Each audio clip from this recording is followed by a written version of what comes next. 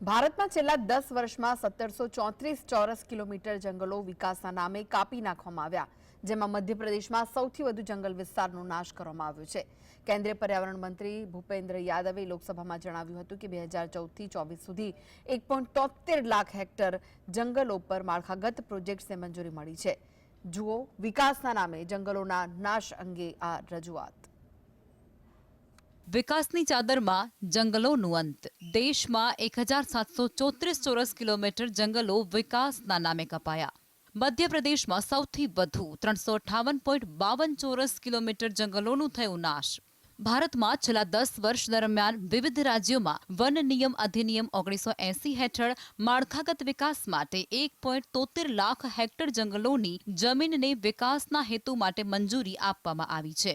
લોકસભામાં એક પ્રશ્નના જવાબમાં કેન્દ્રીય પર્યાવરણ મંત્રી ભૂપેન્દ્ર યાદવે આંકડાકીય માહિતી રજૂ કરતા જણાવ્યું હતું કે આ સમયગાળામાં દેશના અલગ અલગ રાજ્યોમાં જંગલ વિસ્તારોને હેતુ ફેર કરી માળખાગત પ્રોજેક્ટ માટે ઉપયોગમાં લેવાયા છે. આમાં સૌથી વધુ જંગલ વિસ્તાર ધરાવતું રાજ્ય મધ્યપ્રદેશ છે અને જ્યાં 77,073 ચોરસ કિલોમીટર જંગલોમાંથી 358.52 ચોરસ કિલોમીટર જમીન હેતુ ફેર કરવામાં આવી છે. આ સિવાય ગુજરાતમાં 99.85 ચોરસ કિલોમીટર, ઓડિશામાં 244 ચોરસ કિલોમીટર, તેલંગાણામાં 114.22 ચોરસ કિલોમીટર અને અરુણાચલ પ્રદેશમાં 94.95 ચોરસ કિલોમીટર જંગલ જમીનનો વિકાસ માટે ઉપયોગ થયો છે.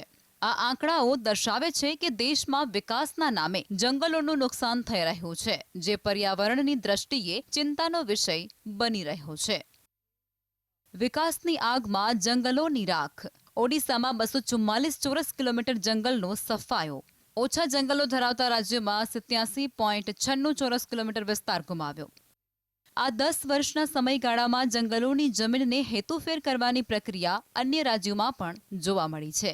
ઉદાહરણ તરીકે રાજસ્થાન જેવા ઓછા જંગલ વિસ્તાર ધરાવતા રાજ્યમાં પણ 87.96 ચોરસ કિલોમીટર જંગલો હેતુફેર કરાયા છે અને તેવી જ રીતે મહારાષ્ટ્રમાં 85 ચોરસ કિલોમીટર, ઝારખંડમાં 83.53 ચોરસ કિલોમીટર, તો છત્તીસગઢમાં 79.25 ચોરસ કિલોમીટર, આ સહિત ઉત્તર પ્રદેશમાં 70.59 ચોરસ કિલોમીટર જંગલ વિસ્તારને વિકાસના પ્રોજેક્ટ માટે ઉપયોગમાં લેવાયા છે.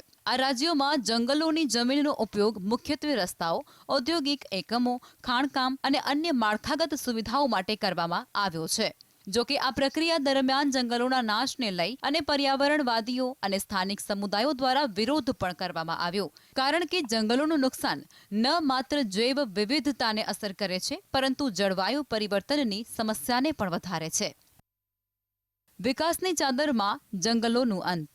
10 વર્ષમાં 1.73 લાખ હેક્ટર જંગલો પર વિકાસની મંજૂરી. ગુજરાતમાં 99.85 ચોરસ કિલોમીટર જંગલો વિકાસના નામે ભોગ બન્યા.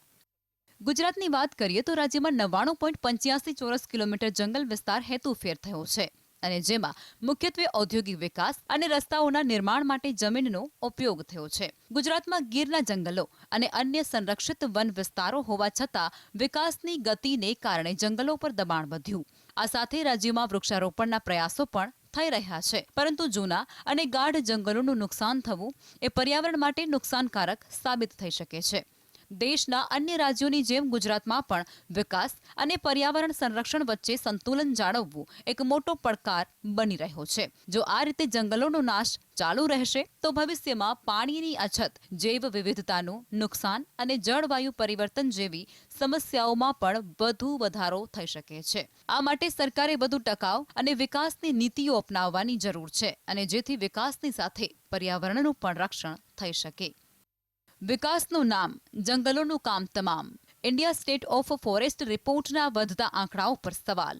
રિપોર્ટમાં જંગલ વિસ્તાર વધ્યો દર્શાવાયો, પણ હેતુફેરનું સત્ય ચોંકાવનારું. તો બીજી તરફ આશ્ચર્યની વાત એ છે કે એક તરફ દેશમાં જંગલોની જમીન હેતુફેર થઈ રહી છે, તો બીજી તરફ India state of forest report, જે દર 2 વર્ષે જાહેર થાય છે, તે દાવો કરે છે કે દેશમાં જંગલ વિસ્તાર વધી રહ્યો છે. આ રિપોર્ટ અનુસાર 2013માં દેશમાં જંગલ વિસ્તાર 6.98 લાખ ચોરસ કિલોમીટર હતો, જે 2023 સુધીમાં વધી અને 7.15 લાખ ચોરસ કિલોમીટર થયો છે. આ વધારો મુખ્યત્વે વૃક્ષારોપણ, નવા જંગલ વિસ્તારોની ઓળખ અને ખુલ્લા જંગલોને ગણતરીમાં સામેલ કરવાને કારણે દર્શાવવામાં આવ્યો છે. જોકે આ રિપોર્ટ અને હેતુફેર કરાયેલા જંગલોના આંકડાઓ વચ્ચેનો તફાવત ઘણા સવાલો ઊભા કરે છે. શું ખરેખર જંગલોની ગુણવત્તા અને જૈવ વિવિધતા જળવાઈ રહી છે કે પછી માત્ર આંકડાકીય રીતે વધારો દર્શાવવામાં આવી રહ્યો છે? આ મુદ્દે નિષ્ણાંતો અને પર્યાવરણવાદીઓના મંતવ્યો પણ અલગ અલગ છે. Bureau report, GSTV.